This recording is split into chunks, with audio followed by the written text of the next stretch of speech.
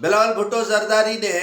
کل حیدرآباد میں کانوکیشن سے خطاب کیا اور اس میں کافی انہوں نے باتیں کی، لیکن بلاول بھٹو صاحب آپ کی باتیں سراخوں پر جو ہے وہ وی پی این بند ہے، نیٹ سلو ہے، پانی چوری ہو رہا ہے، موسمیاتی تبدیلیاں ہو رہی ہیں اور سندھ کے ساتھ زیادتی ہو رہی ہے، وفاق آپ کے ساتھ زیادتیاں کر رہا ہے۔ آپ نے اجلاس بلایا، گورنر کے پی کے گورنر جو ہے وہ پنجاب، سندھ کے وزیر اعلیٰ، بلوچستان کے وزیر اعلیٰ شریک ہوئے، پیپلز پارٹی کے نوید قمر، خورشید شاہ والے سارے شریک ہوئے۔ آپ نے تو اسٹینڈ لیا کہ وفاق کی حکومت کے ساتھ کوئی نیگوسیشن نہیں ہوگی جب تک وہ شرائط قبول نہیں کریں گے، لیکن آپ کے باتوں پر، آپ کے اس اسٹینڈ پر اس وقت پانی پھیر جاتا ہے جب آپ کے والد مسکرا کر ان کے ساتھ تصاویر نکالتے ہیں، جب آپ کے والد ان کے ساتھ ملتے ہیں، اور آپ کے کیے پر پانی اس وقت پھر جاتا ہے جب آپ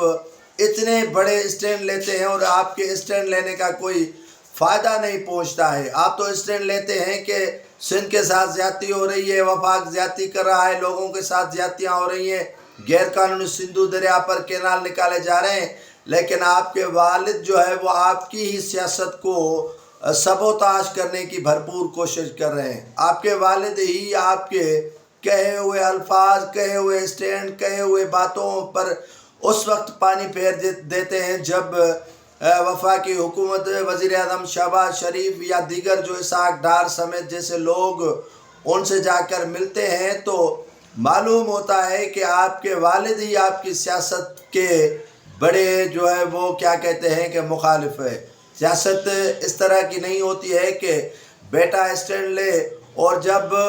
جو ہے وہ سخت اسٹینڈ لے تو والد راستہ چھوڑ دے کہ آئے آپ مجھ سے نیگوسیشن کریں، وہ بچہ ہے۔ اب بچہ اور بڑا جو ہے وہ الگ الگ سیاست کرے گا تو اس میں بڑا ہی نقصان سندھ کا ہو رہا ہے اور بڑا ہی نقصان سندھ کے باسیوں کا ہو رہا ہے۔